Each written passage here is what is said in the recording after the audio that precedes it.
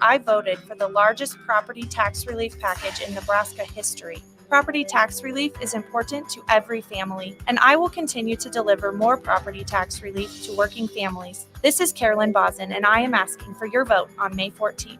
Paid for by Bosin for Legislature. Are you looking to get into the electrical construction industry or wanting a new scene? The electrical workers of local union 265 are now hiring licensed journeymen and apprentices and are offering great pay and benefits. Call Mike at 402-875-1034 to apply. Start your electrical career today. Early break with Sip and Jake. You guys talk about songs that you love. Is there a song that you absolutely loathe in this world? Oh, there is, and I can't think of them right now. Just pick an Ozzy Osbourne song. I despise with all my being Benny and the Jets by Elton John. I hate that song. Jersey Mike's or Chick-fil-A. Chick is good. Jersey Mike's, I'm going to say it'd be 90.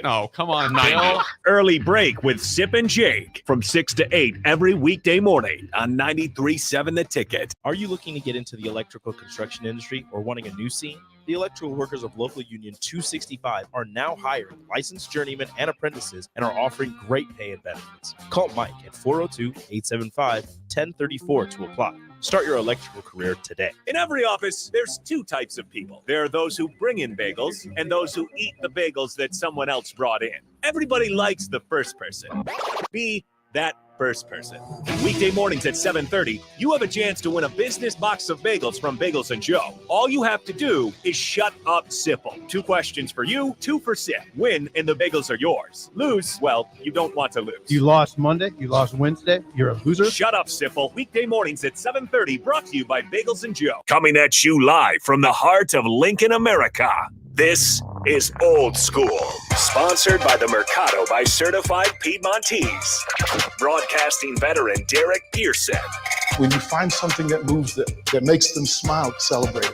That's your task. That's your superpower. Nebraska Football Hall of Famer Jay Foreman. Rifles a pass. It was tipped. It's picked off by Foreman. He's at the 15, 10, 5. He'll score! On 93.7 The Ticket and theticketfm.com.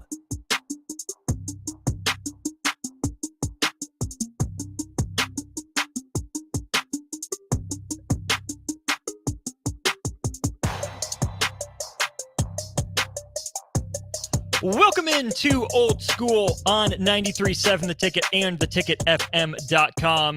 I'm Austin Oerman riding solo for the next couple hours here before we turn you over to the Kansas City Royals at 6 p.m. The Royals back at home just took a series from the Blue Jays in Toronto for the first time since 2017. It felt good. The Royals 19 wins, currently sitting, I believe, third in the AL Central.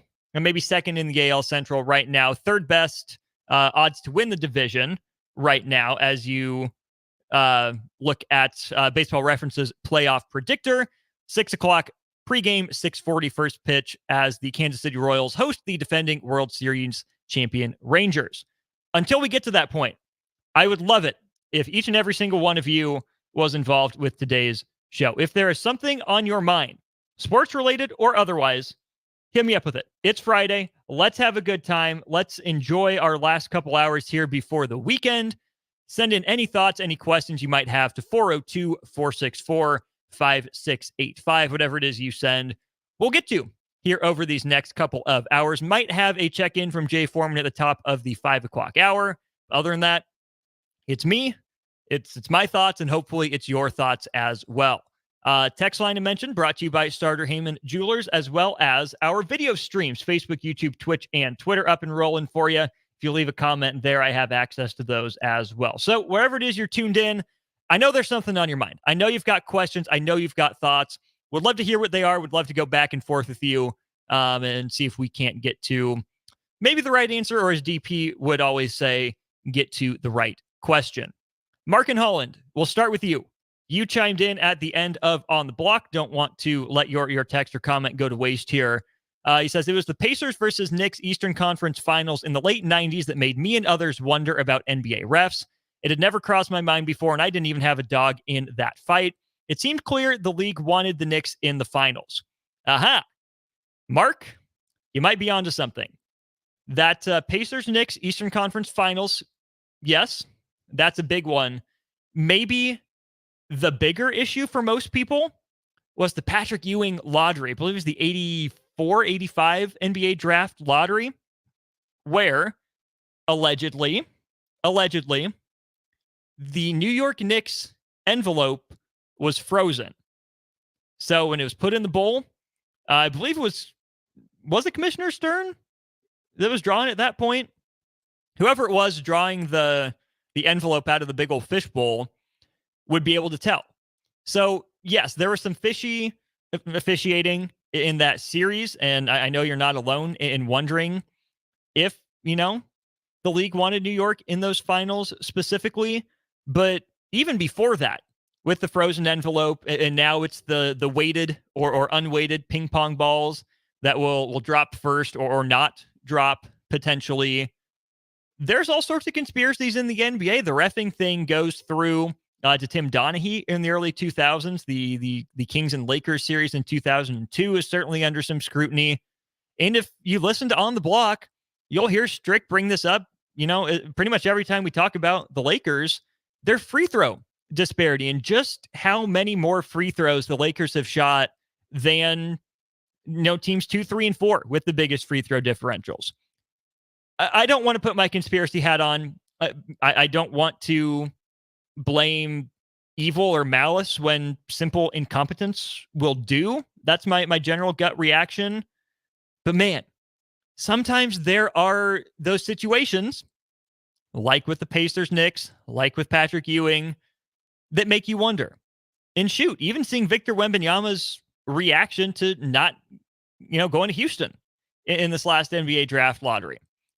Not saying, just saying. I think every pro sports league has these sort of eyebrow-raising situations. NBA seems like it's had more than its fair share of them, given that it's still a relatively young league, all things considered. 39-94. Two things. I miss Husker basketball already, and I miss which subs in the Haymarket. 39.94, you're going to have to drop me your which subs order. I cannot say that I ever had it. I know it should have been on my list, but I just never got the chance to go to that. As for your first thing, I miss Husker basketball already. You are not alone, my friend. You are absolutely not alone in missing Husker basketball. And really, that's why Strick and I have still spent so much time on it, because that was a fun team this last year. To see what Fred Hoiberg has built. From when he first got to Nebraska to the stylistic changes he's made to the changes he's made to his mental approach and the people that he's put around him, both on the floor and on the bench beside him. It's fun, right? And the downside of having such a fun team is that they still have to lose in the end eventually. Only one team wins the biggest prize in college athletics. And I know that there are all these, other smaller tournaments. There's an NIT champ and a CBI champ and a CIT champ.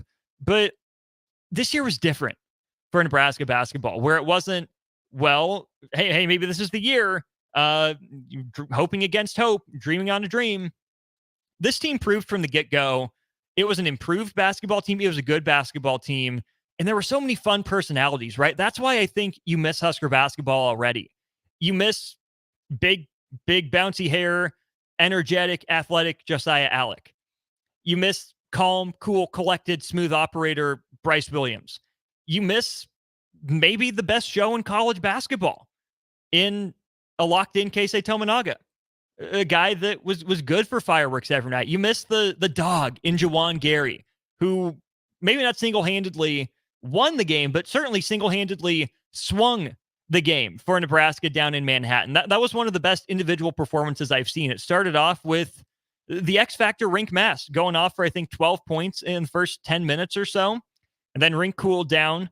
Then Jawan Gary took over the offensive glass in the second half. Would have had a double-double if you just count his offensive rebounds. And then, of course, there's Sam Hoiberg coming off the bench. Lil Plucky Sam, who we love so dearly here at 93.7 The Ticket, proving that a year after he was really thrust into emergency duty, he's a rotation player in the Big Ten.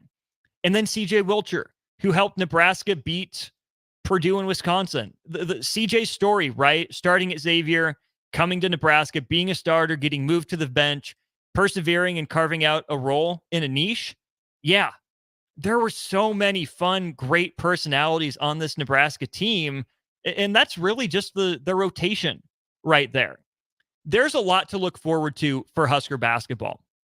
Maybe this would be better as a full segment, but since 39-94, you got me on it. Nebraska, even with Rink Mast being out, can throw out a lot of lineups that I think have some intrigue. The lineup that I'm going to guess Nebraska starts with, again, this is just a guess, is Bryce Williams will still be running point. I think Esijan is at the 2, Juwan Gary at the 3, Andrew Morgan at the 4, and Braxton Mia at the 5. That is a lineup that is massive. That is a huge lineup across the board. Williams 6'7" or 6'8", Esijan at 6'4", Gary at 6'8", Morgan at 6'10", and Mia at 7'1". That has the potential to be an elite defensive unit. Esijan's not a great defender, not lockdown, but he had to at least compete to get on the floor at Wisconsin. I know he didn't get on the floor as much this last year. I think he was just injured, starting the year injured. I don't think he ever really got his rhythm going. Bryce Williams would be asked to run a lot of point in this lineup, which I still don't think is the best role for him, but I still get the sense that it's what Nebraska likes, and they want to at least give it another shot to start the year. I think he can be an impact defender, but I think it'll be in a different lineup that I'll get to here in a minute. Juwan Gary, if he's playing at the 3, if he's primarily a small forward, not a power forward, he's got to tick his shooting numbers up from 28 or 30% to at least 33, if not 35% from 3. I think if Juwan sticks to the catch and shoot opportunities, he can do it. Really cut down on some of the wild shots from 2 seasons ago. Still a few I think he can cut out. But if Juwan Gary at 6'9", 230 pounds, I want to say is what he's listed at. If he's guarding threes, that tells you he's going to be on the Terrence Shannon Jr. types more often than not. And I think that's better for Nebraska. I really do. Andrew Morgan is an intriguing piece. I don't think he is a Rink Mast replica or clone. I think he's a facsimile, but I still go back to I think he's somewhere between Josiah Alec and Rink Mast in terms of skill set. So Nebraska's going to look different, but I think Morgan can be a pretty traditional power forward with maybe an extra inch or 2 of height. And then Braxton Mia is a guy that really excites me because it's a body type and a play style we haven't seen out of Nebraska in a long time, right? Strick and I talked about it when he officially committed. You might have to go back to a Vincent Hamilton, Mikey Moore style of play, shot blocking, rim running, secure every sort of, rebound that's in the key or a step outside, just due to length and athleticism, right? Braxton Mia is a guy that can be out of position and still be a good rebounder because of his physical gifts. So that Williams, Esijan, Gary, Morgan, Mia lineup intrigues me. Because Nebraska went to the 2 bigs down the stretch with Alec and Mast, that is not my favorite lineup. It's absolutely not my favorite lineup.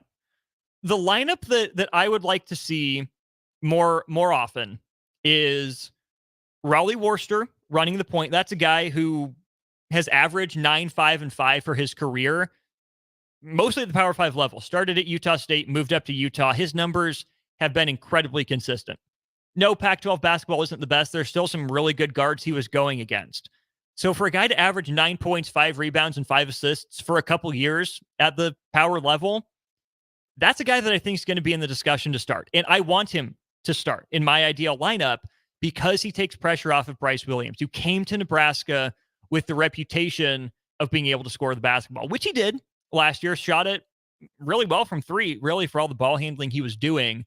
But Bryce Williams is such a natural scorer. He makes it look so simple, so fluid that I think Bryce Williams deserves and should get more opportunities off the ball. So give me Worcester at the 1. Bryce Williams can play the 2.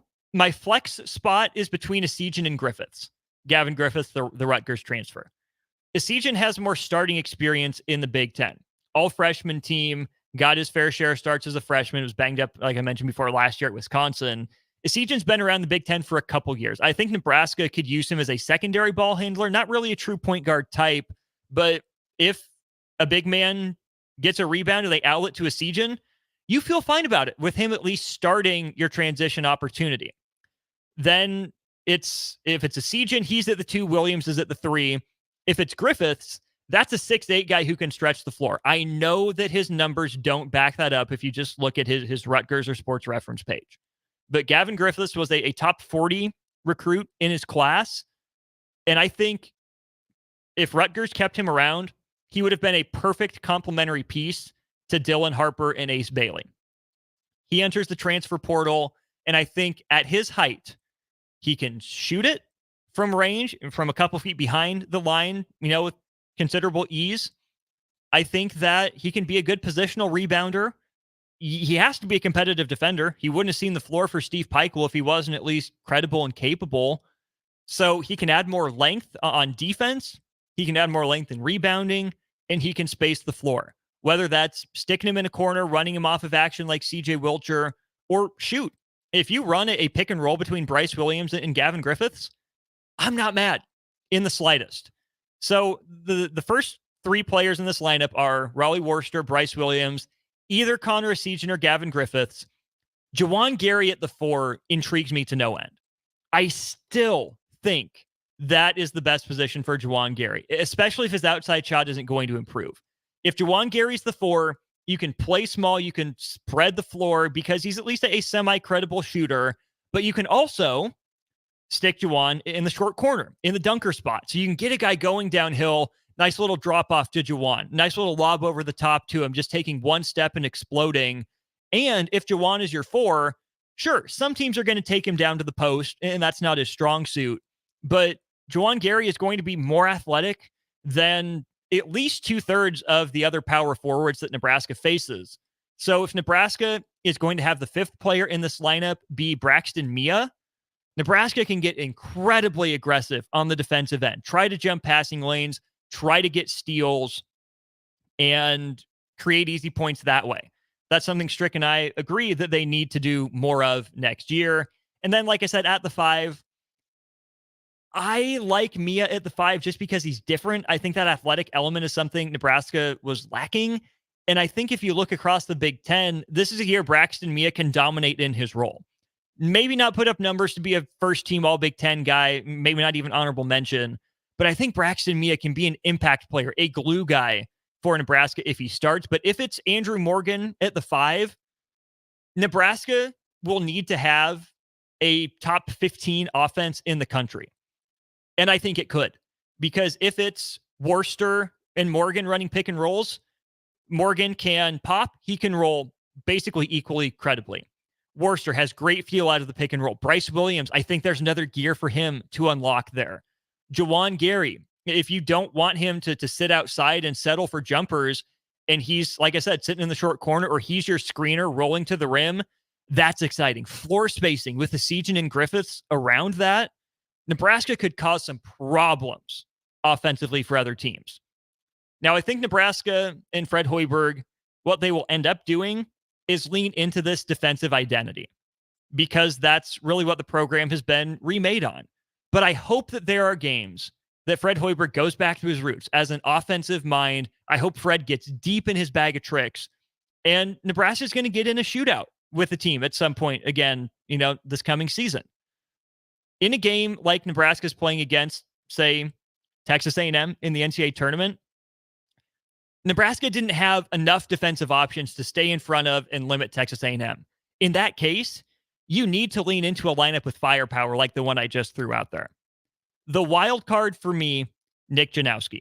I'm going to say his name like I've been saying his name. I will keep saying it all the way through. Second best player in the state of Wisconsin behind Con Knuppel, who is a top 20 recruit who ends up going to Duke. Janowski and him had some battles. Janowski put up some numbers as the lead guy on his team. Janowski played for a couple years with Milan Momcilovic, who played a big role as a freshman for Iowa State. My guess is that the Nick Janowski hype train, takes a little bit to chug out of the station. But I think Nick Janowski is going to play a huge role for Nebraska as a floor spacer, positional sort of defender, maybe even a secondary ball handler. He dribbled a lot, set up a lot for his team in Pewaukee at Wisconsin in high school. But Nick Janowski has a bright future, y'all. Fred Hoiberg and the staff, I think, are going to have to put him on the court so he can prove sooner than later that he can hang at the Big Ten level, or else you're risking another Eli Rice situation. Let's keep talking Husker basketball. A couple more questions related to that. 0068 and Josh and Davey. I will get to you next. Jeremy, 5354 and 6445. Appreciate your questions. I will get to you as well. But questions about Chucky Hepburn and does Nebraska men's basketball need another big guy? Those will be answered after the break here on Old School. You're listening to Old School with DP and J. Download the mobile app and listen wherever you are on 93.7 The Ticket and theticketfm.com. Load up on meat and more this spring at the Mercado by Certified Piedmontese at 84th and Havelock. This week's special through May 7th is buy one, get one free on New York strips, limit 4 per visit. Also $1 off all brands of honey. And don't forget about lunch on Fired Up Friday from 11 a.m. to 2 p.m. Locations at 84th and Havelock and 30th and Yankee Hill in Lincoln or 168th and Maple in Omaha. Get to the Mercado today for the best meat in town. For over 15 years, Integrated Life Choices has empowered individuals with disabilities in Lincoln and throughout Nebraska. They provide comprehensive services from group homes and independent living services to job training, ensuring fulfilling lives for those that they serve. Now, they're inviting you to join their mission. If you are passionate about making a difference in the lives of people with developmental disabilities, explore rewarding career opportunities with them. Learn more about their services and apply today at www.ilc.net. Be a part of Integrated Life Choices, where your work truly changes lives. Early break with Sip and Jake. You guys talk about songs that you love. Is there a song that you absolutely loathe in this world? Oh, there is, and I can't think of them right now. I'm just picking Ozzy Osbourne song. I despise with all my being Benny and the Jets by Elton John. I hate that song. Jersey Mike's or Chick-fil-A. Chick is good. Jersey Mike's, I'm going to say it'd be 90. Come on. 90. Bill. Early break with Sip and Jake from 6 to 8 every weekday morning on 93.7 The Ticket. Do you need motivation to get to the gym on the weekend or even in general? Tune into the Movement Hour each Saturday from 10 to 11 a.m. Movement Academy owner Robert Kuhlman will host the show as he introduces new ways to stay in shape. The Movement Hour every Saturday morning from 10 to 11 a.m. on 93.7 The Ticket and theticketfm.com.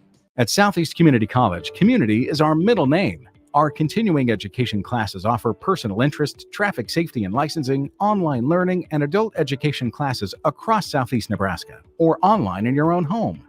Learn to ride a motorcycle, how to start a small business, how to dance, or take a course to advance in your current career path. See the full schedule of continuing education classes online at southeast.edu/continuing. SCC, your path to possible. Are you looking to get into the electrical construction industry or wanting a new scene? The electrical workers of local union 265 are now hiring licensed journeymen and apprentices and are offering great pay and benefits. Call Mike at 402-875-1034 to apply. Start your electrical career today. Buckle up and hang on. This is going to be a good one. The fans of Kansas Speedway know how to have a good time. One that celebrates fantastic finishes and family-friendly facilities. Trading paint. We got feuding and tailgating tradition. Burnouts, beer, and barbecue. Oh, it'll for sure be a good time, and you are all invited. NASCAR weekend at Kansas Speedway, May 4th and 5th. Get your tickets now at kansasspeedway.com. There are over 1,000 kids in Cedars care today. We're here to ensure that each of them receives safety and stability they deserve. But we need your help. A gift to Cedars will make an immediate impact on Lincoln's kids. And on Give to Lincoln Day, your gift goes even further with the available matching funds. I'm Jim Blue, president of the Cedars organization, and I'm asking you to go to givetolincolnday.com to make your gift to Cedars and support Lincoln kids today. The Omaha Supernovas are back in action this Saturday, May 4th versus the Columbus Fury at Nationwide Arena in Columbus. The Mullen Motors pregame show with Derek Pearson and Renee Saunders starts at 5 p.m. with first serve at 6. Make sure to tune in to the next Ag Appraisal and Realty postgame show right after the match ends. Catch all the action on your flagship station, 93.7 The Ticket, and statewide on the Supernovas Radio Network.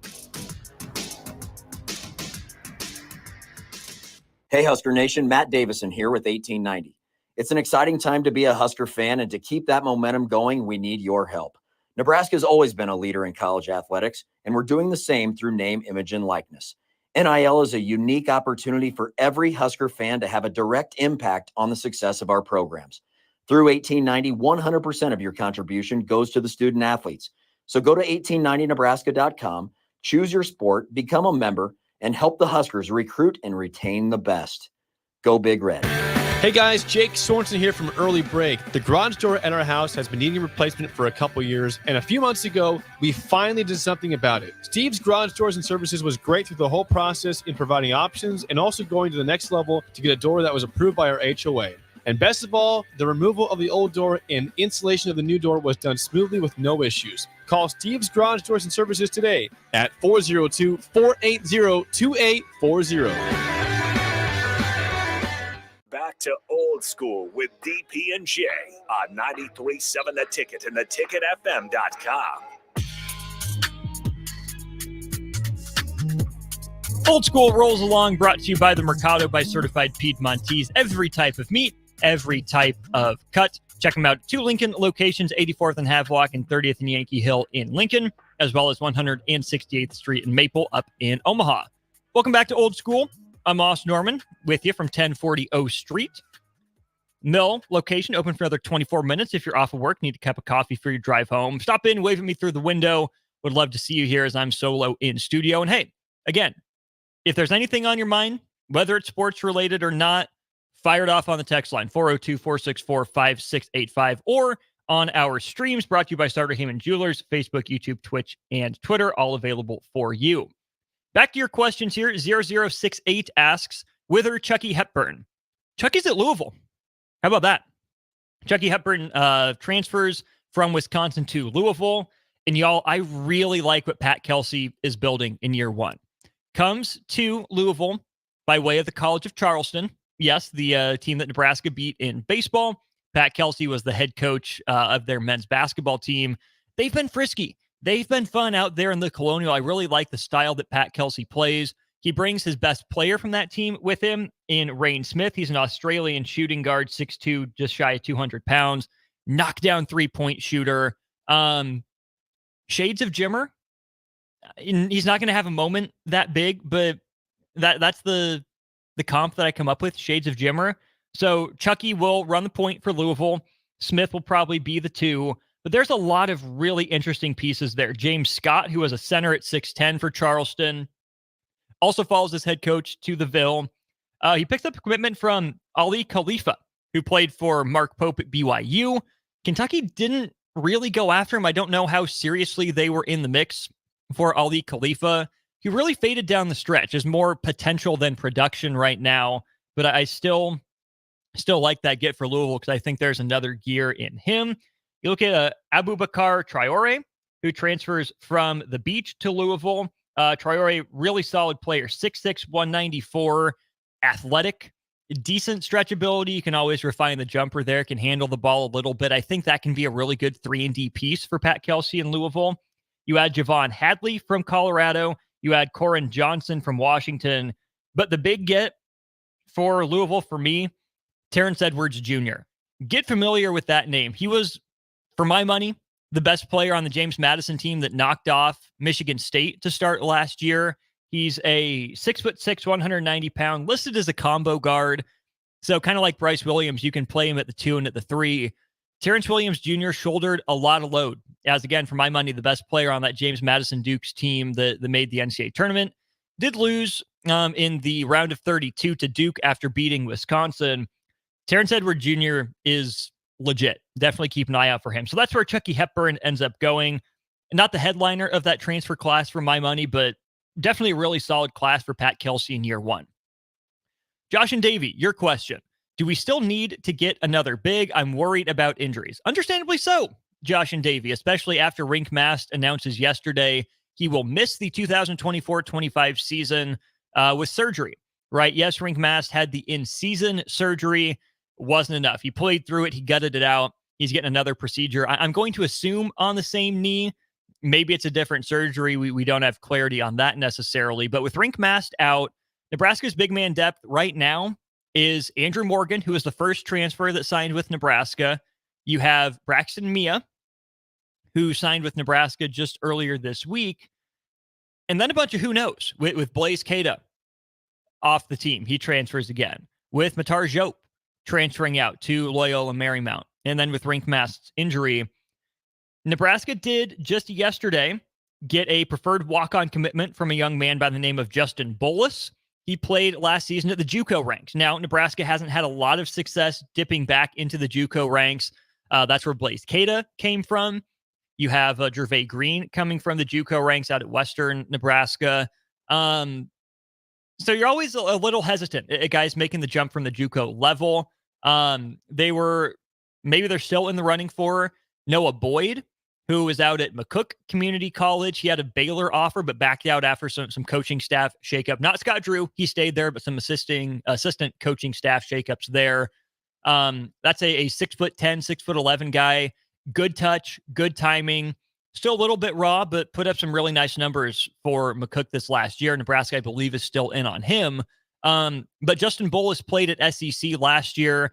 I've seen both that he averaged 15.5 points and 5.5 points. Not sure which one it is. Haven't been able to find anything concrete on that. What I do know is that he averaged just shy of 9 rebounds per game.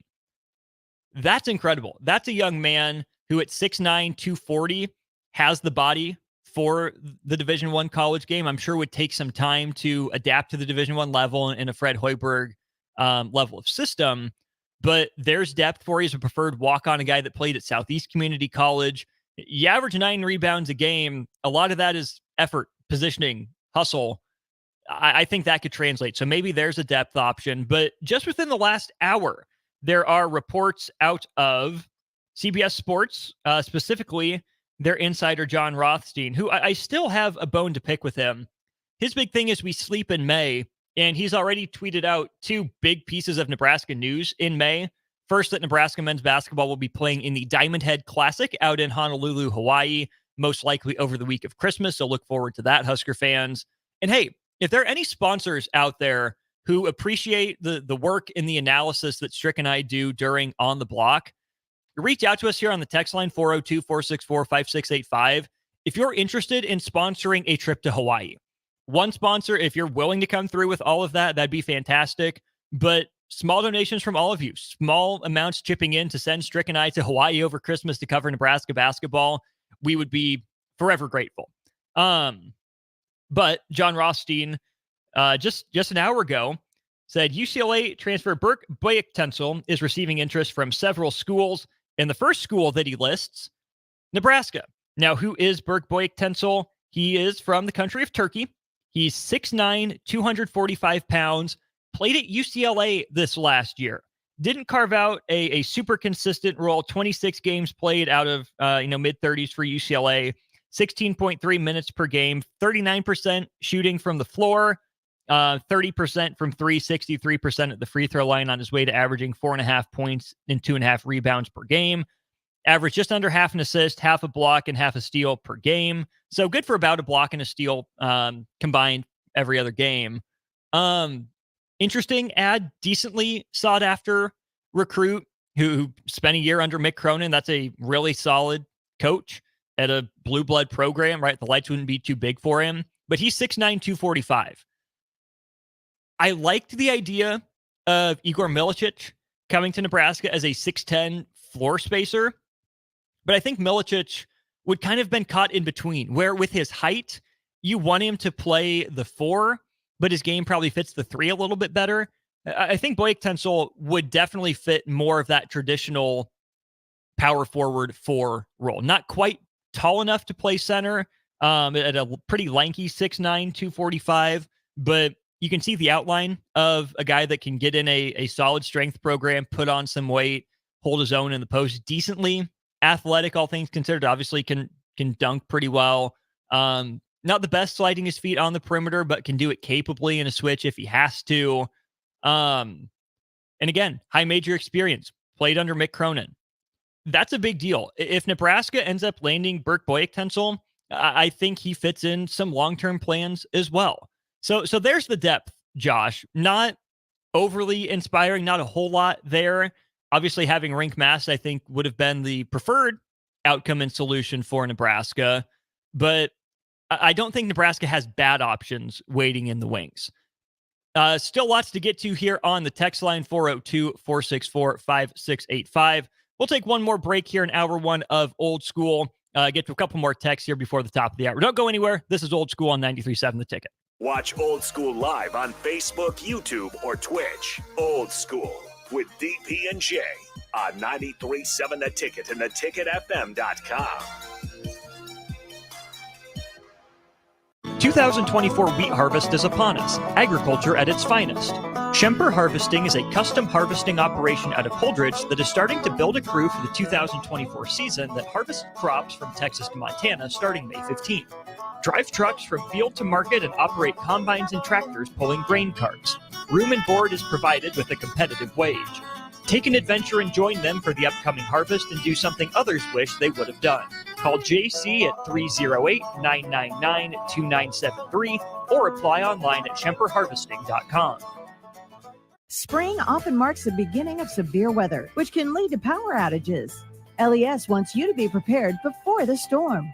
Restock your emergency kit, update your info with LES, and if you encounter an outage, report it at les.com/report. 93.7 The Ticket, Fox, KFXL weather. Sponsored by John Henry's Plumbing, Heating, and Air Conditioning. Your Lincoln forecast for today will see decreasing clouds throughout the day. It'll be breezy too with an afternoon high around 74. Tonight, showers and storms are likely with a low around 48. And tomorrow, a few lingering showers and storms in the morning, then partly sunny skies for the afternoon with a high around 64. I'm meteorologist Kyle Clucker for 93.7 The Ticket and theticketfm.com.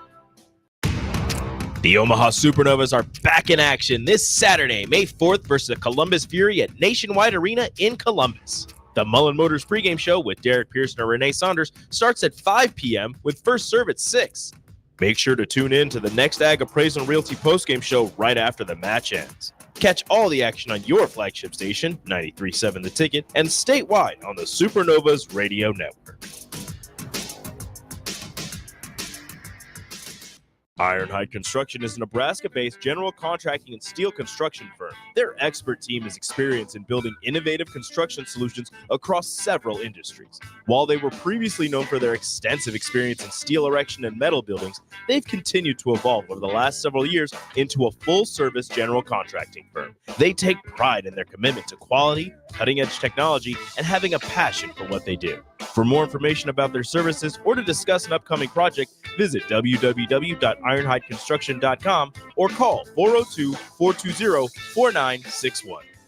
Join us each Saturday from 11 a.m. to noon for Youth Football 101 with Tank Perry of the Nebraska Red Wolves of 7-on-7 football. The future of the sport depends on the foundation set at a young age. Hear those stories and more each Saturday from 11 a.m. to noon here on 93.7 The Ticket. Empower a child today with the Teammates Mentoring Program. Hope is only a conversation away when you choose to share your talent, time, and heart with a child. Together, you can build a relationship based on strengths and chart a brighter future, 1 week at a time. Find out how you can be a mentor by visiting lincolnteammates.org. Become what you needed as a kid by joining the Teammates Mentoring Program today. Ready to add a dash of Southern flavor to your week? At Wings and Rings, their brand new Southern fried wings have arrived for a limited time. Indulge in the irresistible goodness of large, traditional bone-in wings coated in a crispy beer batter and fried to perfection. Try them with hot honey or any other sauces. And for those busy summer days coming up, look no further than their Southern Fried Wings Family Bundle. Wings and Rings, 2 Lincoln locations on O Street or Village Lane. Rosie's Sports Bar and Grill, open for lunch and dinner at 1501 Center Park Road. Okay, it's time to sell the house. How do we even begin to choose from the hundreds of realtors in town? Easy. We make a pros list. You mean a pros and cons list? No, just a pros list. We need someone with pro photography to showcase the house in the best possible way, pro marketing to make sure we get maximum exposure, pro negotiations so we know we get the best price. This is one of those times where you already know the right answer, isn't it? You know it is. Ben Bleicher and Professional Realty Group. Contact Ben Bleicher and the team at Professional Realty Group of Berkshire Hathaway's Home Services Ambassador. Online at prg-ne.com. Your home is your empire. Protect it with Empire Fence. Get a free instant quote with the online estimating tool at empire-fence.com. See an upfront estimate with no hidden fees. An Empire Fence can provide privacy and improve the appearance of your home. Keep kids and pets in or out of your yard, increase security, and add value to your property. Visit empire-fence.com now to view the stylish and maintenance-free possibilities for your home and get a free instant online quote. Let Empire Fence protect your empire. On the Block with Strick and Austin. It's, hey, he looked as advertised. He looked really good in the spring game. And because of that, we're going back to a bowl game this year, is what Husker fans are telling them. So I think the fans have a more realistic perspective, and I think this coaching staff has done a really good job of handling Dylan Raiola and the expectations around him. Weekdays from 2 to 4 on 93.7 The Ticket and theticketfm.com. Back to old school with DP and J on 93.7 The Ticket and theticketfm.com.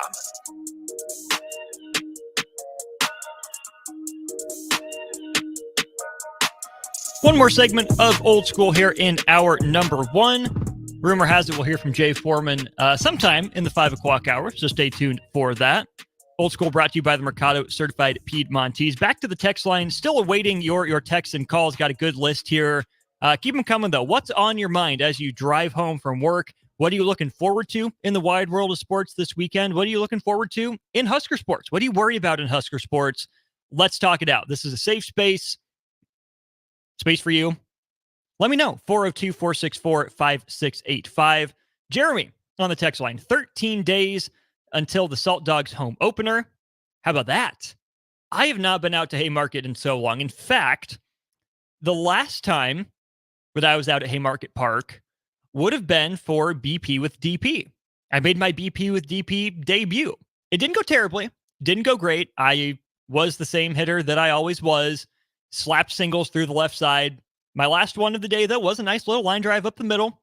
Cleared the L screen, which that in itself is not an accomplishment. I get that. But that's a base hit, right? It's solid base knock up the middle, line drive, squared it up. And I didn't hit with wood bats hardly at all. I think I played in one wood bat tournament is all in my Legion days. So to actually get the feeling of squaring a ball up and like not feeling it off the bat, that was incredible. If I could have taken another round, I would have. But funny enough, I was not the show that day. The Salt Dogs were absolutely the show. So appreciate them for letting me take some batting practice, for giving me some pitches to hit. And hey, rumor has it, BP with DP's coming back. I think I'm safe to say it's coming back. So specifically, this segment, if you work for Nebco or for Certified Piedmontese, the Mercado, and you want a round, put your name in for consideration right here. If you're a sponsor, you want to take batting practice before a Salt Dogs home game. It's always on a Friday home game. Let us know. 402-464-5685. So yeah, definitely looking forward to Salt Dogs baseball starting back up. Sticking at Haymarket Park, 64-45. How will Nebraska baseball do in the Big Ten tournament? Whew. Your guess is as good as mine, 64-45. The first two games, you feel pretty good about. If you look at, I think I have the Big Ten baseball standings pulled up here. I do not. I have the Big Ten softball standings pulled up here. Let me get the Big Ten baseball standings pulled up here really quick. All right, what are we working with? I know Nebraska is near the top of the league. Okay, so it's Purdue at 11-4 and Illinois at 11-4, leading the league right now. You have Nebraska, Indiana, and Michigan all at 10-5, and Iowa at 10-8. So Nebraska with 3 weekends left to go here in the Big Ten. Shouldn't miss the tournament. They should be in. I don't know how they wouldn't be in at this point. Nebraska will not face Purdue or Illinois. Nebraska has Michigan State, Indiana, and Minnesota on tap for the rest of the conference schedule here. You feel good about the first 2 days. You feel good about Brett Sears on the mound. You feel good about Mason McConaughey on the mound. But that's been it for Nebraska, right? When you look at the pitching. A special guest in studio, Elena from Upside Bar, getting settled. Welcome in. Hi. Long time no see. Yeah, about a month, usually. Fair. That is typically how this goes. I don't see bacon. I thought that was our deal, right? Oh, yes. That's how we were going to get back in? Yeah, sorry, I forgot about that. It was kind of a rush to get here. I just got back from being out of the country for 20 days. Oh, that's right. Yes. You had your trip. How was it? It was great, except for the getting back part. I slept the night in the airport. Which airport? Chicago, O'Hare. Oh. Yeah, it was. And with 2 kids who are been traveling, and it was a little exhausting. But I'm here. I made one quick drink. Ooh, we appreciate that. How was the trip though? It was really good. It was amazing to see all that stuff. Work hard to play hard is how I go. Favorite thing you saw? Besides all of it, I know. Let's all of it. Rome, Barcelona, Valencia, Las Palmas. It was all beautiful. Bermuda is all beautiful. So I wish Jay was here because Jay really struggled with Spanish last time we tried to speak Spanish to him. We could have talked circles around it. It would have been fun. What you got? I have the Purple People Eater. We may have made it before. It's kind of popular, but it's one of our margaritas. And with Cinco de Mayo coming up, I figured I'd promote the Margarita Club. And it's on Monday. And Mondays are specials. They're only $4. So it's a win-win. It's all lining up. It is all lining up. So let's start with this. Thank you. How do people get involved with your Margarita Club? You come in and you order a margarita. That's it. That's all the qualifications. Nice. And Mondays they're on special, but we have them all week long. So every day. Oh, that's dangerous. It's got a nice grape flavor to that one.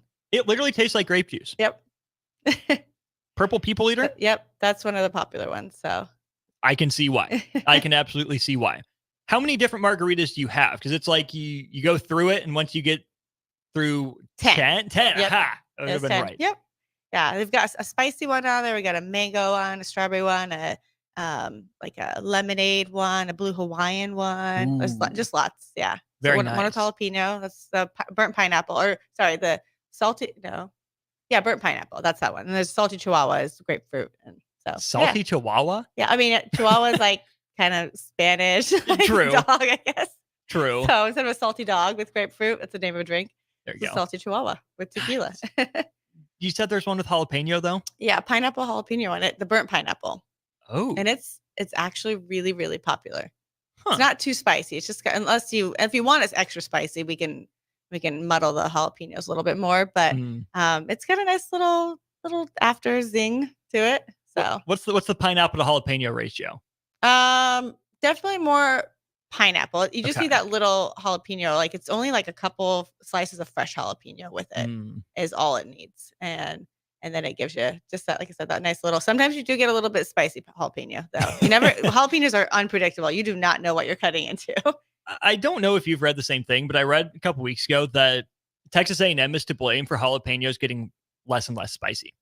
Really? Yeah. I don't remember the exact article, so don't quote me on this, but they're essentially genetically modifying jalapenos to make them more marketable. Because natural jalapenos are too spicy for most people, so they're kind of reducing it so it's just spicy enough. Huh. I mean, I guess I don't hate the idea because I like a little less spicy, but I just dip it in ranch or something like that, or make it cream cheese, something to like tone it down. That's because you're the jalapeno cream cheese lady, aren't you? Anything jalapeno cream cheese, I'm in. What was it? Was it the flatbread last time? Mm-hmm. The pepperoni jalapeno cream cheese flatbread, and then the jalapeno cream cheese burger is also amazing. Nice. Remind people what you have going on for UFC because that's coming up this weekend. What's the deal? So tomorrow UFC, I believe prelims start at 7. Sorry, I am running around like crazy right now trying to catch up. And it's no cover, so we get there early to get your seat. We have TVs everywhere, no matter where you sit. There's a TV, but if you want the seat, certain people like certain seats, high tops, low tops. It's a fun time. Like it's just the crowd gets into it.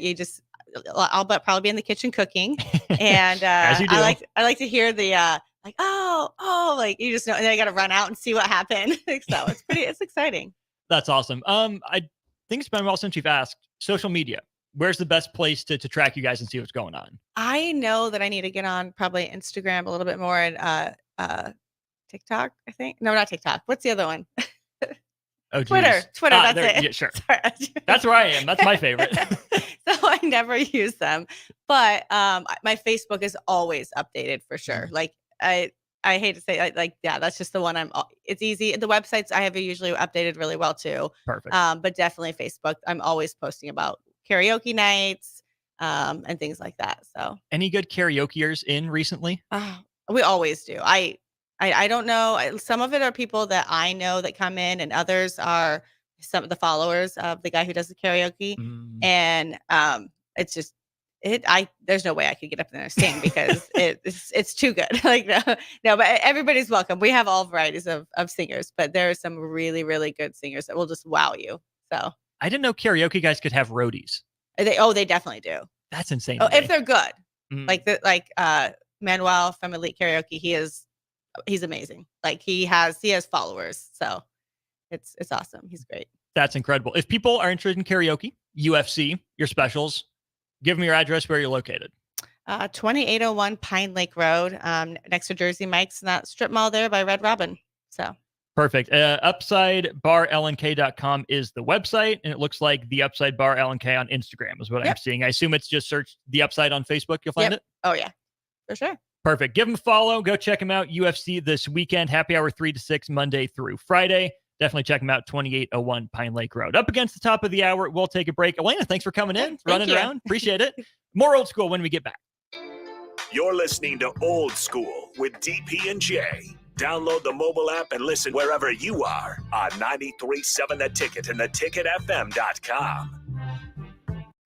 This is Lincoln's home for sports talk on the FM dial. Also online at theticketfm.com. On the internet. KNTK FM Firth, 93.7 The Ticket.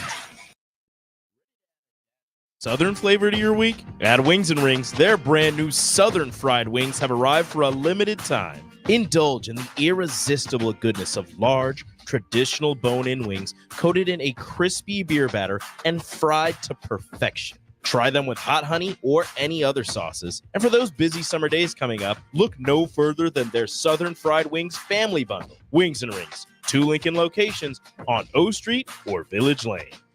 Ironhide Construction is a Nebraska-based general contracting and steel construction firm. Their expert team is experienced in building innovative construction solutions across several industries. While they were previously known for their extensive experience in steel erection and metal buildings, they've continued to evolve over the last several years into a full-service general contracting firm. They take pride in their commitment to quality, cutting-edge technology, and having a passion for what they do. For more information about their services or to discuss an upcoming project, visit www.ironhideconstruction.com or call 402-420-4961. The Omaha Supernovas are back in action this Saturday, May 4th versus the Columbus Fury at Nationwide Arena in Columbus. The Mullen Motors pregame show with Derek Pearson and Renee Saunders starts at 5 p.m. with first serve at 6. Make sure to tune in to the next Ag Appraisal and Realty postgame show right after the match ends. Catch all the action on your flagship station, 93.7 The Ticket, and statewide on the Supernovas Radio Network. Hey, Husker Nation, Matt Davison here with 1890. It's an exciting time to be a Husker fan, and to keep that momentum going, we need your help. Nebraska's always been a leader in college athletics, and we're doing the same through name, image, and likeness. NIL is a unique opportunity for every Husker fan to have a direct impact on the success of our programs. Through 1890, 100% of your contribution goes to the student athletes. So go to 1890nebraska.com, choose your sport, become a member, and help the Huskers recruit and retain the best. Go Big Red. Are you looking to get into the electrical construction industry or wanting a new scene? The electrical workers of local union 265 are now hiring licensed journeymen and apprentices and are offering great pay and benefits. Call Mike at 402-875-1034 to apply. Start your electrical career today. Hi, Sean Callahan here for Koppel Chevrolet GMC, and our annual spring sales event is now underway. We have absolutely huge savings right now at Koppel. New Sierras and new Silverados have a double whammy. Choose from APR starting at 1.9% or discounts over $9,000. Yes, that's right, 1.9% APR or discounts of over $9,000. So please take that short money-saving drive down 144th Street just south of the interstate, or check us out online at koppelcars.com. You'll be glad you did. All deals with approved credit. Your home is your empire. Protect it with Empire Fence. Get a free instant quote with the online estimating tool at empire-fence.com. See an upfront estimate with no hidden fees. An Empire Fence can provide privacy and improve the appearance of your home. Keep kids and pets in or out of your yard, increase security, and add value to your property. Visit empire-fence.com now to view the stylish and maintenance-free possibilities for your home and get a free instant online quote. Let Empire Fence protect your empire. Garage doors can be expensive. Are you keeping yours in the best condition possible? This is Cameron Hall with Doors Plus. Doors Plus is a locally owned business that prides itself on the fast, reliable, and friendly service. Doors Plus offers flexible scheduling so you can book an appointment that fits your busy day. My team and I will come out to your property, both commercial and residential, and provide you with the necessary information you need to make sure your garage door is in working and smooth condition. Give Doors Plus a call today at 402-590-5800 to book an appointment and learn more about our preventative maintenance plans. Doors Plus, garage doors, and more.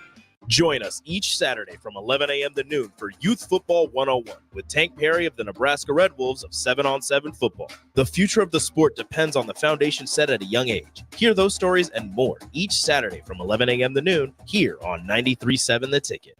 Houses? They're expensive. And once you buy one, you're kind of stuck with it for a while. You need to make sure you get your best house for the best price. You need Ben Bleicher and his team of pros at Professional Realty Group. They'll take the time to figure out what's important for you in your dream home, and they have the expertise to find the hidden issues that could surprise you after the sale. That's professional knowledge, proactive service. We call that potential. Ben Bleicher and the team at Professional Realty Group of Berkshire Hathaway's home service ambassador. Find more online at prg-ne.com. The captain, Vershawn Jackson. Mike Minner, what's up, bro? When you look at Dylan, you're looking at quarterbacks that kind of come around once every 20 years. And this is a kid I'm looking at, I don't know how old he is, 17, 18 years old. And he is already directing things that a 17, 18-year-old kid should not even know. Changing the line protection. Okay, guys, I don't know what we've been 2 weeks of practice. Come on, man. Well, we got guys in the National Football League that can't do that. Coming at you live from the heart of Lincoln, America. This is Old School, sponsored by the Mercado by Certified Piedmontese. Broadcasting veteran Derek Pearson. When you find something that moves them, that makes them smile, celebrate it. That's your task. That's your superpower. Nebraska Football Hall of Famer Jay Foreman. Rifles a pass. It was tipped. It's picked off by Foreman. He's at the 15, 10, 5. He'll score! On 93.7 The Ticket and theticketfm.com. Welcome back. Solo segment, Jay Foreman on Old School. We are brought to you by the Mercado Certified Piedmontese Special Ingredients Butcher Shop. You see me live in effect in the podcast studio. And I want a quick segment here, not quick segment, but about a 10-minute segment, 15-minute segment on the possibilities of where college football possibly will go in the next 2 to 3 years, 2025, 2026. I've been on record of saying that the articles that you see coming out periodically about conference realignment, super conferences, two conferences, breaking off from everybody else and having a super leagues going against each other, the possibility of having to win your way up into the upper echelon of college football, kind of like a plan of European soccer. You can get regulated, deregulated, so forth and so on, is starting to become more prevalent, and it's starting to come out on a more than just a periodic. This is consistently coming out. And let's not forget, right after the 12-team playoff was announced, and then people started to, come to terms with it, you saw a quick article come out about the possibility of 16 teams. That is letting you know that they are doing trial and error, see how people react, seeing how college football administration groups in athletic departments and everything else, TV executives would react to it. And here's another article that came out, Yahoo Sports. New college athlete compensation model may cost power schools $300 million each over 10 years, essentially $30 million a year budget for athlete compensation. And obviously, what it's telling me is when you have that money set aside, that means athletes will become employees. And then also in this article, it's wide ranging, and it from Scottsdale. And that's based on after Dave Aranda went down to Scottsdale to or got caught, and he was doing an article. He was heading down to Arizona Cardinals to not only just watch football practice, but get into the administration side. So what it's telling me, and we're going to bounce all over the place. What it's telling me is college football, head coaches in college football will not only be head coaches, they're going to be quasi GMs, they're going to be administration and guys, and also they're going to be salary cap managers, or have to know the salary cap on who they bring in, who they cut, who they keep, and who they possibly could go get from a coaching standpoint, player standpoint, or executive standpoint moving forward. That's one part. Then they talked about the possibility of kids becoming employees, which everybody thinks is a good deal. I'm going to dive into that and give you about 2 or 3 good minutes on that, with the possibilities of the positive outcomes and negative outcomes, and when it does happen, what they could be facing. From my experience as a former NFL player, which was actually an employee, one sneaky thing they talked about is allowing everybody that's on a team. So on Nebraska's team, if they have 115 guys, everybody could be on scholarship. That doesn't mean they will. I'm sure they would have a floor limit, but then everybody, however big your roster is, everybody could be on scholarship. Now, listen, that could be predicated on wins, losses, revenue, TV contracts, and overall branding. So if you see a team and they might be a full roster of scholarships, somebody doesn't perform, you lose a big game, you lose brand awareness, somebody gets in trouble, negative publicity affects the bottom line, all of a sudden you're going to see scholarships getting pulled. Also, it talked about the $30 million getting supplemented by the $1.3 to $2 billion of back pay from the NCAA. So essentially, for each team, it would be about a $2 million kicker. So it would be anywhere from 26 to $30 million, or 20. You get $2 to $4 million relief. But what people don't understand is right now, the way it stands, and this is new, where the Big Ten and the SEC, they get 53% of the revenue share. That's up because they were at 38% previously. Why is the change? Well, when you look at the college football playoffs, all the best teams generally is dominated by the Big Ten and the SEC. Obviously, with Alabama and Georgia and LSU at the national championships, and obviously Ohio State and Michigan, rightfully so. Now, it's also letting you know that was negotiated based on brand power, money power, college football power. We have the best teams and the best coaches, so forth and so on. And also could let you know what they possibly could use as their negotiating tool in the future. If 38% wasn't enough, 53% is something that makes you, gives you a little bit more ability to, sleep better at night, but it also lets you know once they're over 50%, those two, if they're in partnership, have control. I don't know how that 50%, 53% is split, if it's 50-50 between those two, but when it comes in negotiation, power rules over it along with money. They bring in enough money and have enough money. If you've seen some of the ways that they were able to construct their rosters as far as NIL deals, they do have the control. And so the landscape of college football is slowly but surely changing. They're talking about the possibility of this happening in 2025. 2026 seems to be the latest, essentially in 2 years.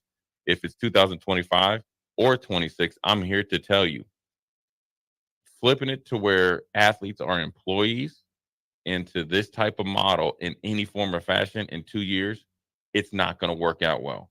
It's been going on for college football has been one way all the way up until recently. We've seen NIL, right? And transfer portal and all this, and it's been an epic failure. The thought process is good. The reality of it hasn't been really good for college football. It's worked out for some players compensation wise. Majority of players it has not. The transfer portal was worked out for some players, right? Where you transfer, Justin Fields goes from Georgia to Ohio State, first round pick. Addison goes from Pittsburgh to USC, first round pick. You've seen it, right? We've seen guys here come to Nebraska and have good careers and end up going, possibly to the NFL. Trey Palmer, Torrey, and all that stuff. But there's a lot of guys that are in the portal that have been in the portal for years and have not found a home. They went into the portal and had to go down a level, whether it was forced or they jumped into the portal. They can't jump back out sometimes. And we've seen guys manipulate the way the portal goes and the NIL, right? We've seen Proctor from the big offensive lineman, originally from Iowa, goes to Alabama, goes in the portal, has a pit stop in Iowa City, picks up to $100,000 to $150,000 of cold hard cash, goes back in the portal, and is back in Tuscaloosa. Is probably going to start for Alabama here next year. So as much as the schools have benefited and manipulated the system, the players have learned the business of manipulating the system. And the reason why both have been able to do it, obviously the administration, NCAA, has been manipulating the system to tenfold for years. The schools have as well, right? But not to the magnitude that it is right now. Now the players are doing it. Why? Because they don't have any regulation or set rules. They're starting to give you some, but they started to regulate how many, when you could, you're going to have one free transfer. Well, now you have unlimited transfers, but you for sure have two, as long as you are at the time that you go into the portal in good academic standings. Now you're going to start to see administrations and players learn how to manipulate the academic system. Now you're getting into a whole different ball of wax just to get your name in the portal, to possibly get a new start and a new check from a new team, let alone when you become employees. And this is a big segment here, or this is my opinion here. It's great that people think they should be employees and be unionized and they should be part of the process and get a small piece of the pie of revenue sharing. We'll stop right there. According to this article, there will never be a set percentage of revenue sharing. So that what that lets me know is like music executives. When they talk about your masters, we'll pay you off your masters. We're paying you what you think you need to get, or we're going to keep the rest and we're going to have ownership. So yes, being it where you have insurance, you'll have essentially a paycheck. You will be a part of revenue sharing. You will have a seat at the table, right? One seat. And the way I look at it is just, have you ever seen those shows where you see lawyers, they go into the big executive room and there's 20 seats? Well, you'll have one. You might have two. Everybody else is going to be the decision makers and you won't have any power. Okay, here's from a player's perspective. All right. When you are a employee, yes, you'll get a check. Some will be paid higher than the others. Yes, you will have negotiating power. Yes, you will have a union or a leadership that's going to potentially look out for you. That sounds good and dandy. Guess what happens when you're an employee? You're going to be held to standards that you have to uphold on a daily basis. So if you don't feel like going to class, if you don't feel like attending practice, if you miss an appearance, if you miss a workout, you potentially could be fired or suspended without pay, fired without any pay. So you might not be getting a golden parachute package. You will just be fired in and out of the door. What that means is if you don't make an appearance for a car dealership, car could be gone. If you don't play well, you could be cut and be sent to the portal or sent home. Yes, you have insurance, but that would be all subjective. They will be able to circumvent the system, decide when you got hurt, how you got hurt, and try to pass the buck. That's all. That's some of the negatives. The positives are you will have if you have good union leadership, you have people that will look out for you, that will be able to go fight battles that you aren't able to go fight right now, based on they will be your union leaderships and stuff like that. All that's good and dandy if they're truly working for you. You've seen at the NFL, Goodell's working for the owners. The NFLPA leadership been shown that they've, in some form or fashion, have been looking out for the betterment of the league and not the former players. When you talk about, you have guys walking around, including myself, with tons and tons of injuries, and not having any type of, for disability or anything like that, and for long-term care and stuff like that, it's not there. So you got to make sure that you know what you're getting into, and schools need to start saving for it right now. Part of the potential, what you're going to have to do with NIL or NIL coming in-house, you're going to have to set aside money for legal battles. And you're going to set it aside for, players' long-term health. You're going to set aside for players' long-term education. You're going to set, money aside for future expansion of your stadium, of your campus. the campuses will be the stadiums will start to become NFL stadiums. So it's essentially, for the longest time, the NFL, they've had NFL Europe, but they've never had a minor league system, a true minor league system. The best thing for the NCAA, if you want to still call it the NCAA or college football, is find a way to partner with the NFL to be their minor league system. You don't have to be affiliated with the team. You want to be affiliated with the NFL. The NFL has done it right for the most part. There's some things they know they should do better. But how to build a league, a minor league that, because essentially this is going to be the breeding ground to go to the NFL. If you think it's going to be student athlete anymore, if it goes the way this, you're sadly mistaken. It's going to be sports, and then if you want to go back or go to school, it will be somewhat optional. And so, with the way it's going, I think the best thing, if there is some sort of leadership group, maybe it'd be Nick Saban and the usual suspects can get together, get on the same page, and approach the NFL, Roger Goodell, and the ownership on how to do it. That, number one, to create a product that's going to last, right, and then be able to expand, but then also have it to where it is a true minor league system, because that's where the players potentially could go. Now, the numbers aren't going to change. It's 6.5% that go from high school to college. There's 1% that gets drafted, and it's 0.001% of that ends up making it, and it's probably even lower than that ends up being a vested veteran. But at the end of the day, the best thing that they could do, along with really taking a little bit more time before they start to go down here in 2025 and 2026, is to really approach the NFL and have some back channel conversations with them to try to do it the right way. Because if you go out there, potentially this is the bottom falling out. If you step out there and you try to do something to this magnitude and within a year or two, and it doesn't work out right, 10 years from now, you could lose your piece of the pie as far as the stability and the growth of college football and the magnitude that it brings to the United States of America. Because what will happen, Will, is if you, in my opinion, if you have two leagues that end up being, the Super League, they could take everything and say, you know what, we'll play in the stadiums, and that will be pay-per-view, but then we'll stream games, and then we'll just go off on our own and create our own revenue stream. And then the games that are on, the MAC Tuesdays and Wednesdays, the Friday night games, the regular Saturday games outside of the two super conferences or a super conference, well, then they will just be left, with crumbs. And so that's where majority of college football is played. That product won't be very good. And then what will happen is that it'll be the haves and the have-nots, and then you'll be back to maybe kind of like where we were when I was playing, where there's only certain places that you'll be able to be seen on TV, certain places that will set you up to get to the NFL, and then they can get you inside of their encapsulated environment and then change the transfer portal rules.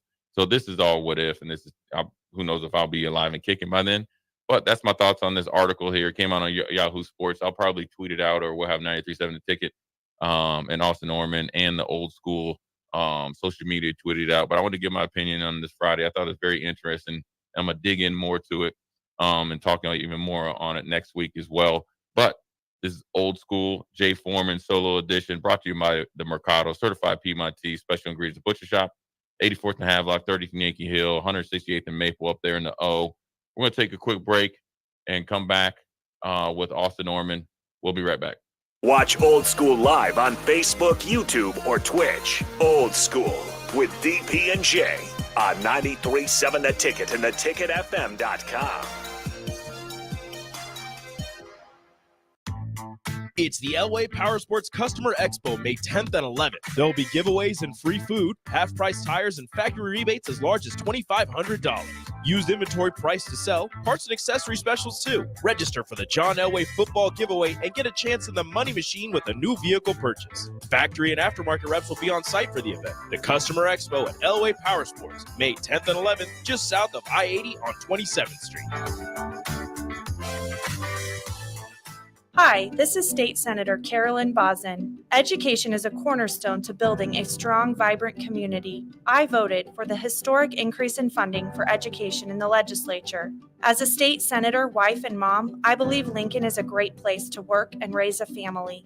My husband Reggie and I are local business owners and understand the valuable role of education in our community.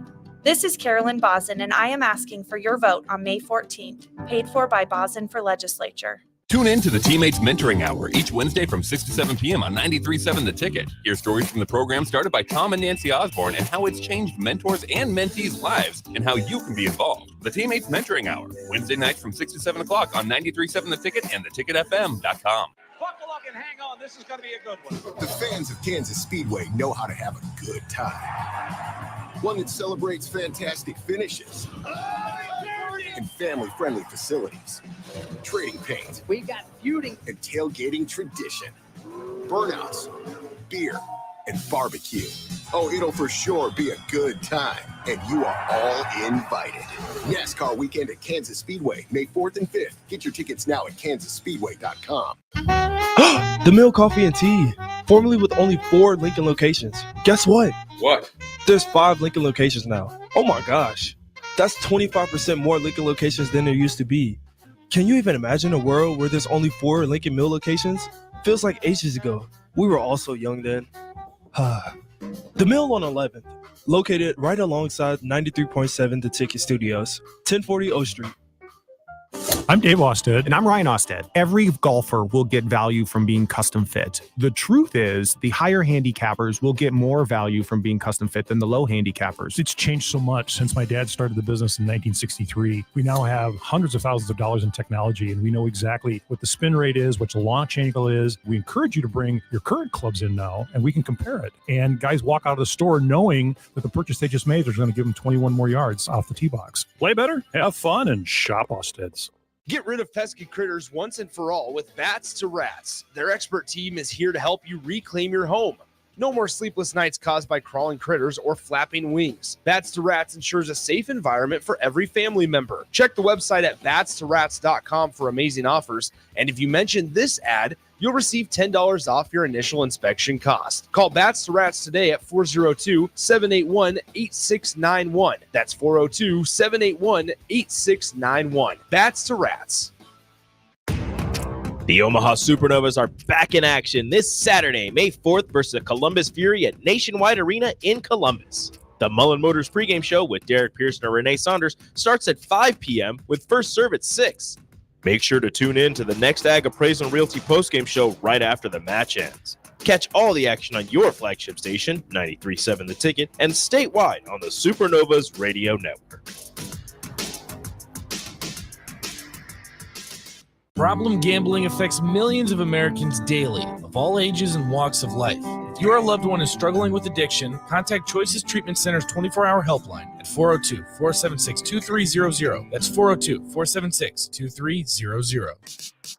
Take your internet service to new levels with Allo, your award-winning internet provider across our fiber hoods. Allo isn't just about the fastest internet available. It's about connecting you to your world, work, and play seamlessly. Our award-winning service ensures affordable, secure, and reliable connectivity, setting us apart. Ready to transform your internet experience? Experience the fiber difference today. Sign up now at allofiber.com. Allo, connecting your world. Hi, Sean Callahan here for Koppel Chevrolet GMC, and our annual spring sales event is now underway. We have absolutely huge savings right now at Koppel. New Sierras and new Silverados have a double whammy. Choose from APR starting at 1.9% or discounts over $9,000. Yes, that's right, 1.9% APR or discounts of over $9,000. So please take that short money-saving drive down 144th Street just south of the interstate, or check us out online at koppelcars.com. You'll be glad you did. All deals with approved credit. Hey, baseball fans, join the Blur Tailgate at Hilton Omaha this June for our 12th annual hospitality event during the College Baseball Championship Series. Book an experience for your clients or employees with an inclusive bar, buffet, TVs, music, and tailgate games. Secure your spot today and let Blur Events take care of all the work so you can enjoy the day. Plus, we're just steps away from Charles Schwab Field. Visit blurevents.com to book your group, buy tickets, or learn about sponsorships. That's blurevents.com, your college baseball and football tailgate destination. back to Old School with DP and J on 93.7 The Ticket and theticketfm.com. As promised, there's a Jay Foreman check-in about how colleges, universities might find a way to pay their student athletes, maybe involving back pay. We'll see, and I'm sure we'll keep talking about it. Austin Oerman back with you for another half an hour here inside the 93.7 The Ticket studios. Top of the hour, we'll get you out to Kansas City. Royals return home after taking a series from the Blue Jays. First time since 2017, Royals have won a series up in Toronto. They come home to face the defending world champions, the Texas Rangers. I believe that's a 3-game set Friday, Saturday, Sunday, and then a 3-game set against the Milwaukee Brewers Monday, Tuesday, and Wednesday. Brewers beat the Cubs today 3-1. Craig Counsell's first game managed against his former team, the Brewers. Got a couple buddies who are Brewers fans. They are fired up having defeated Craig Counsell in the first matchup of those two teams since he defected to an NL Central rival. Sticking with baseball, didn't get all the way through my thoughts on a 6445's text. How will Nebraska baseball do in the Big Ten tournament? The old adage is true. It comes down to pitching. And you feel good about Nebraska's Friday and Saturday guys, the guys that would start the first 2 games of the tournament in Brett Sears and Mason McConaughey. And then it's all up in the air because the Big Ten tournament is not just played on weekends, right? It's not just Friday, Saturday, Sunday. It's a darn near week-long deal, at least Friday to Tuesday, Friday to Wednesday most often. So because of that, not only is Nebraska playing in the midweek where it's struggled, for multiple reasons, in multiple facets. Some nights it's been the offense that hasn't come through, but most often it's been the pitching. And just the lack of consistent pitching depth is what worries me when it comes to Nebraska in the Big Ten baseball tournament.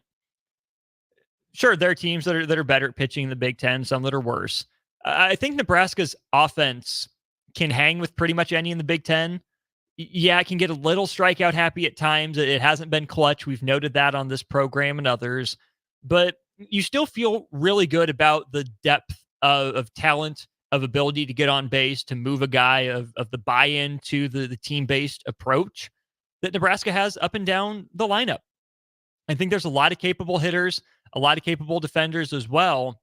Where you're worried is with the pitching staff. Just because outside of the Brockett no-no, which is incredible, and you hope that's a turning point for that young man who really flashed as a freshman, fell out of favor this year before probably the best performance of his life.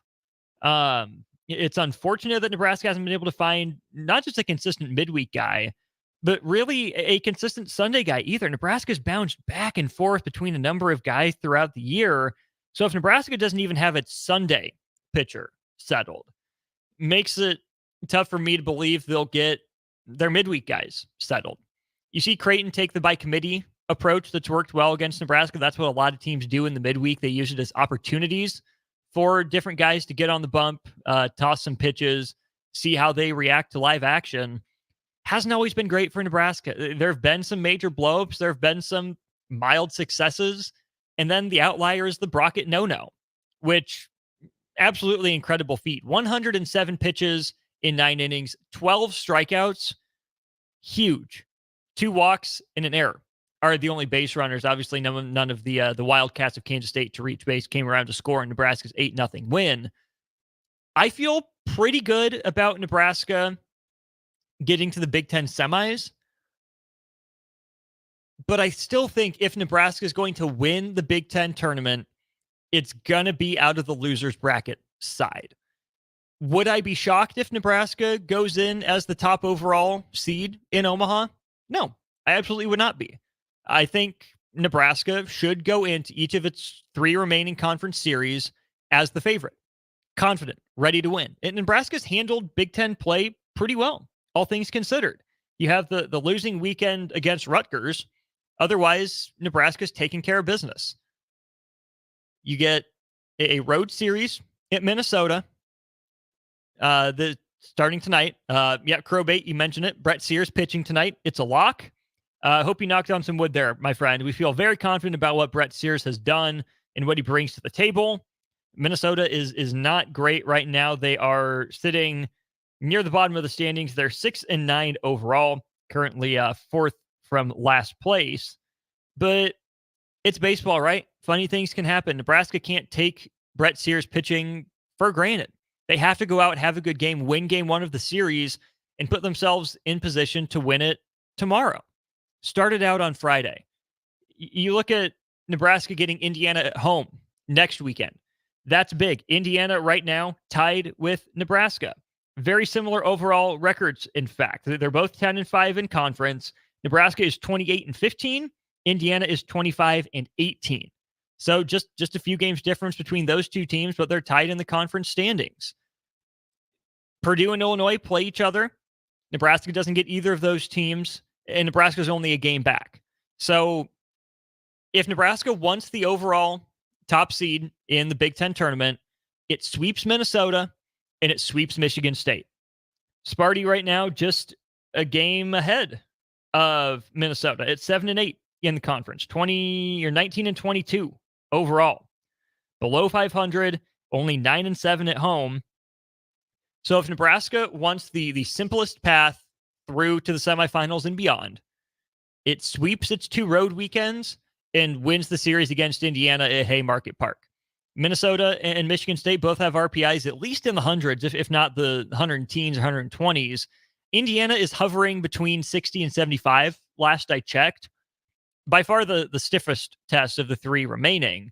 It's hard to sweep a team, regardless of whether it's at home or on the road in conference play.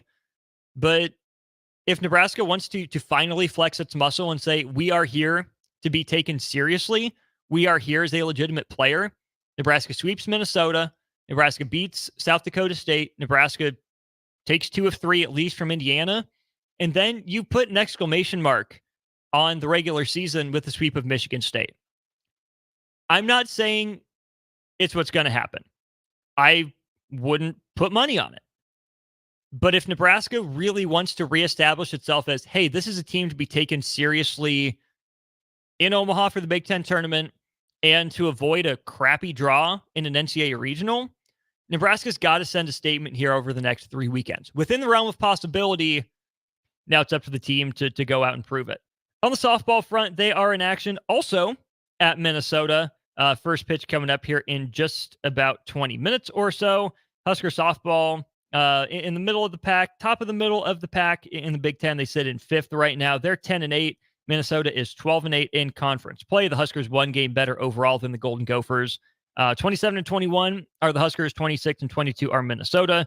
Of course, this is the final series of the regular season for the Nebraska softball team. They will start Big Ten tournament play on Wednesday the 8th. That'll run through Saturday the 11th. A lot of stuff going on there in Husker bat and ball sports. Missed opportunities for both teams. Softball, I think you can throw back more to an injury-riddled season. The most injury-riddled that Rhonda Revelle says she's remembered in her career. And Rhonda Revelle's a legend. She's been doing this a long time. So if it's an all-time season for Rhonda Revelle in terms of injuries, that means something. Outside of just Jordy Ball, plenty of other players have gone down for, some a couple weeks at a time. Others have been lost for the season. So U.S. Husker softball the best as well in their season finale trip to Minneapolis. A couple other things to get to on the text line here. Dalton says, round 2 NHL playoffs start Sunday. Go Avalanche. Sure, I'll jump on the Avs bandwagon in the NHL playoffs. Dalton, tell me who the key players are. Are they the team with Nathan McKinnon, I want to say his name is? If they are, let me know. I am more than happy to jump on the Avalanche bandwagon, at least for now. 53-54. How's fatherhood going? It's great, man. It's freaking awesome. I can't appreciate my wife any more than I do. She's amazing. In taking care of him, providing for him, making sure the house is still running smoothly. Can't appreciate the little guy anymore. He's just about to be 7 months old next week. Time's flying. He's growing up. He's a handful, couple hands full. Still don't know what I'm doing with him. But, man, the smiles, the laughs, the giggles, whatever might be tough about it, you see that, you come home to a big old smile from him. Man, it just absolutely makes my day. Can't say enough, can't be appreciative enough of his grandparents. The grandmas especially coming over and they're babysitting when I'm at work and my wife's at work. Gigi and Mimi are incredible, absolutely amazing. And the grandpas, right? Their support system, they don't want to give the babies up when they get their hands on him. So our parents have been absolutely phenomenal and have been a great, not just support system for us, through the birth of our kid, but also just in general. So, mom and dad Oerman, mom and dad Kylie, really appreciate you guys, and I hope we show that, and we love you very much. Some more to get to in the wide world of sports as it relates to Nebraska. Mike Riley, former Nebraska head coach, in the news today. He's on the college football playoff selection committee. How about that? The tournament expands to 12 teams, and Mike Riley gets added to the selection committee. He replaces Patrick Chun, who stepped down when he took over as Washington's new AD. So how about those dominoes? Okay, so Kalen DeBoer leaves Washington for Alabama. Not long after that, Troy Dannon leaves Washington after, 6 months? I think he got there in October. And he became Nebraska's athletic director.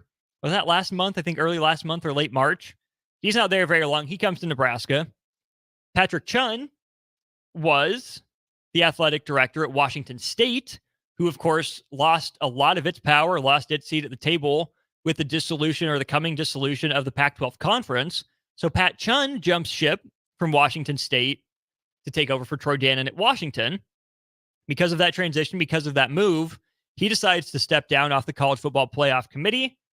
Mike Riley takes his spot on, I believe it's still the 12-member committee. I'm trying to get the rest of the names pulled up here for this coming year. 2024, 2025 selection committee roster. Okay, you have Chris Alt, Patrick Chung, stepped down for Mike Riley, Chet Gladchick, Jim Grobe. That's a name that's been around college football for a long time. Mac Rhodes, the AD, I believe, still at Baylor, if I'm not mistaken. Yes. Seventh year at Baylor for Mac Rhodes.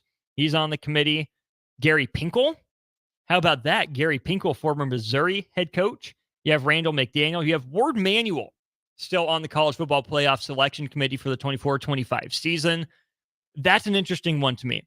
I wonder how the other 11 members in that room look at Ward Manuel. I know business in that room is different, is handled differently than we think it is. We can have our perceptions from the outside, but there are very few, if any of us, clearly not me talking on the airwaves, and I'm sure plenty of you listening haven't been in those, high level, upper management style, conversations in the realm of college sports. Now, pardon me as I sneeze. I really wonder what Ward Manuel's reputation is in that room. Before everything came out last year with Michigan about Connor Stallions, even before the Harbaugh, COVID violations for practicing and recruiting to some degree, I thought Ward Manuel was doing a really good job as athletic director at Michigan. I thought he was a younger, up-and-comer, riser in the ranks that was, in a few years, really going to be a powerful voice in college football. You see Michigan climb back to the top of the pyramid, but how'd they do it? Ward Manuel, has to be the company man, right? He's not judge, jury, and executioner. He's got to kind of play the middle line with Jim Harbaugh and everything coming down from the NCAA. Jim Harbaugh's Ward Manuel's guy. Really, he has to stick up for him. So I think there's going to be a view of Ward Manuel that says he's a loyal guy. He sticks with his own, but maybe plenty of other people are seeing it as Ward Manuel didn't have the cojones to do anything more. He was soft on Jim Harbaugh. He didn't take the integrity and brand of Michigan seriously. He took Jim Harbaugh as a great coach, and it was winning or else. I would love to know just how Ward Manuel is viewed in the college football playoff selection committee. The rest of the selection committee, David Saylor, Kelly Whiteside, Carla Williams, Hunter Yurachek, who's the AD at Arkansas, of course, just lured John Calipari away from Kentucky. And hey, how about this, Husker fans? Will Shields, still a member of the 2024-2025 selection committee.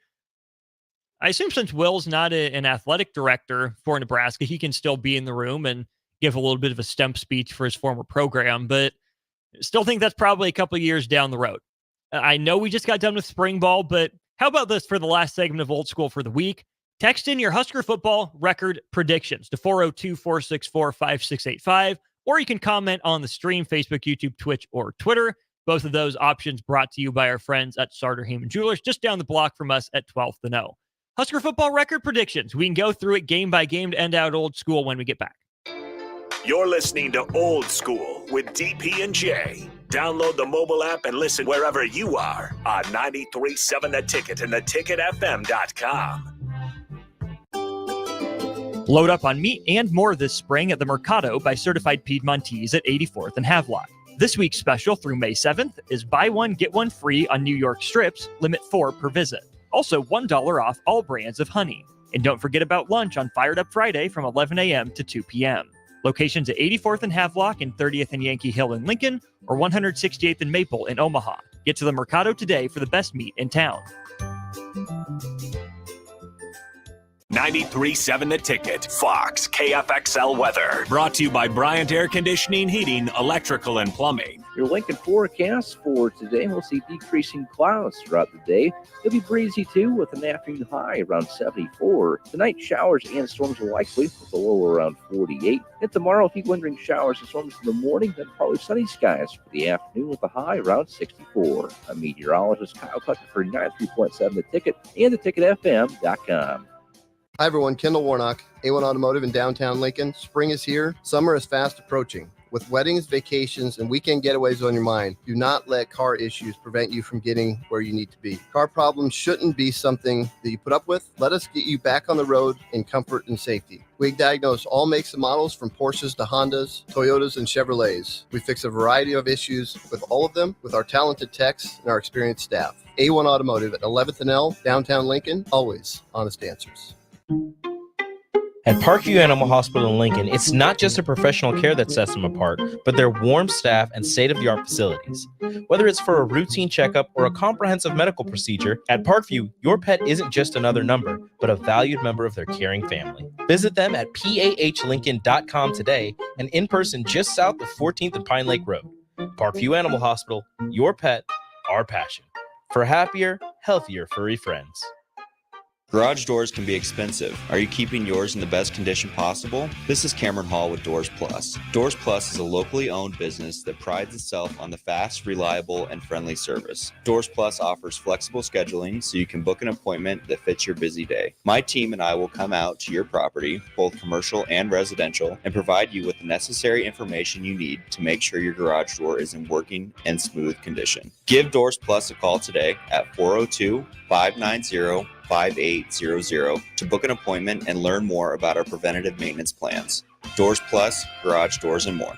Hey, baseball fans, join the Blur Tailgate at Hilton Omaha this June for our 12th annual hospitality event during the College Baseball Championship Series. Book an experience for your clients or employees with an inclusive bar, buffet, TVs, music, and tailgate games. Secure your spot today and let Blur Events take care of all the work so you can enjoy the day. Plus, we're just steps away from Charles Schwab Field. Visit blurevents.com to book your group, buy tickets, or learn about sponsorships. That's blurevents.com, your college baseball and football tailgate destination. Buckle up and hang on. This is going to be a good one. The fans of Kansas Speedway know how to have a good time. One that celebrates fantastic finishes and family-friendly facilities.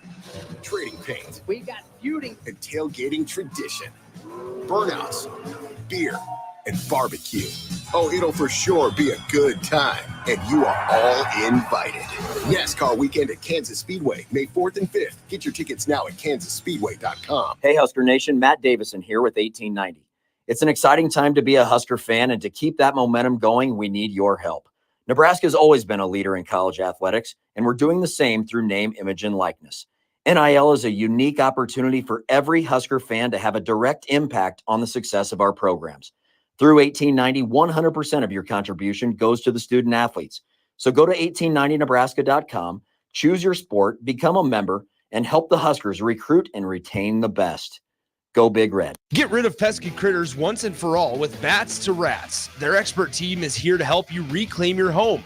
No more sleepless nights caused by crawling critters or flapping wings. Bats to Rats ensures a safe environment for every family member. Check the website at batstoRats.com for amazing offers. And if you mention this ad, you'll receive $10 off your initial inspection cost. Call Bats to Rats today at 402-781-8691. That's 402-781-8691. Bats to Rats.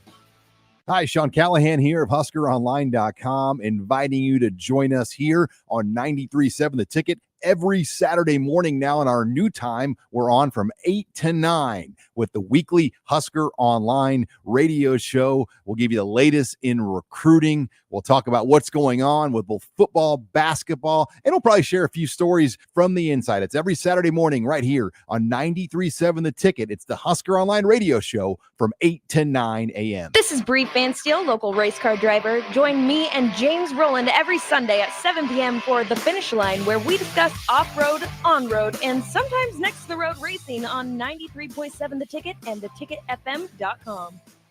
Back to old school with DP and J on 93.7 The Ticket and theticketfm.com. Just a couple minutes left here on Old School. I'm Austin Oerman. Thanks for tuning in for these last couple hours. And before that, on the block with Strick, and even the hour before that, happy hour with Rico. And young Ben made his afternoon debut. At least I'm pretty sure it's his debut. Ben, a good afternoon here on 93.7 The Ticket. Coming up here in just about 10 minutes.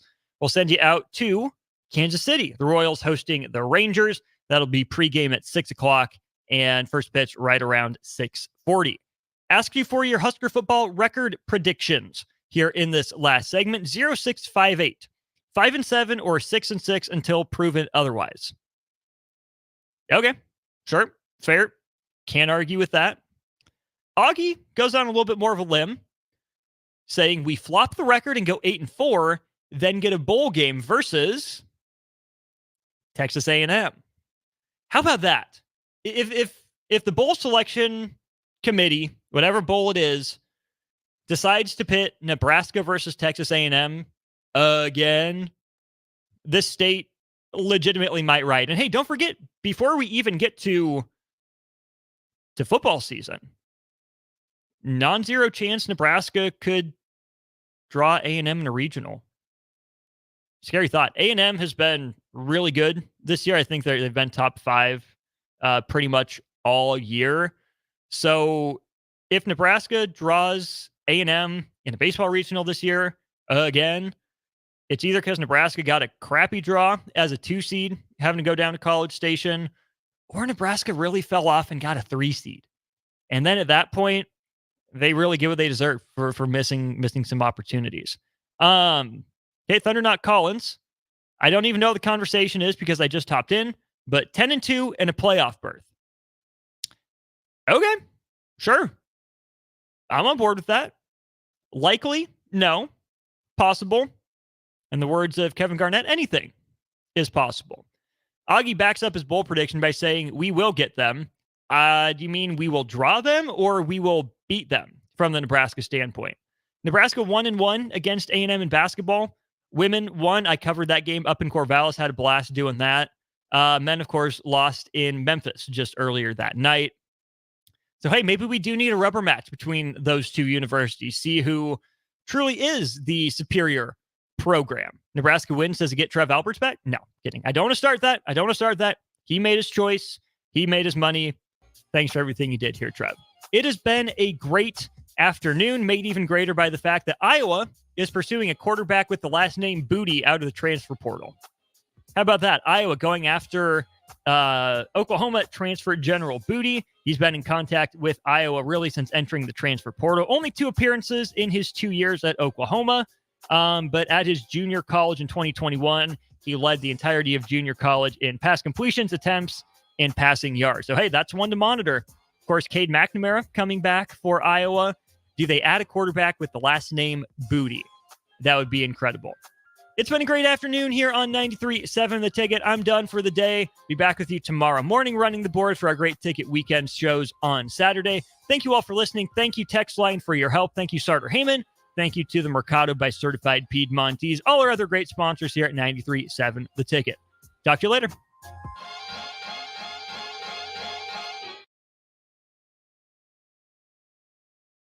Houses? They're expensive. And once you buy one, you're kind of stuck with it for a while. You need to make sure you get your best house for the best price. You need Ben Bleicher and his team of pros at Professional Realty Group. They'll take the time to figure out what's important for you in your dream home, and they have the expertise to find the hidden issues that could surprise you after the sale. That's professional knowledge, proactive service. We call that potential. Ben Bleicher and the team at Professional Realty Group are Berkshire Hathaway's home service ambassador. Find more online at prg-ne.com. Problem gambling affects millions of Americans daily.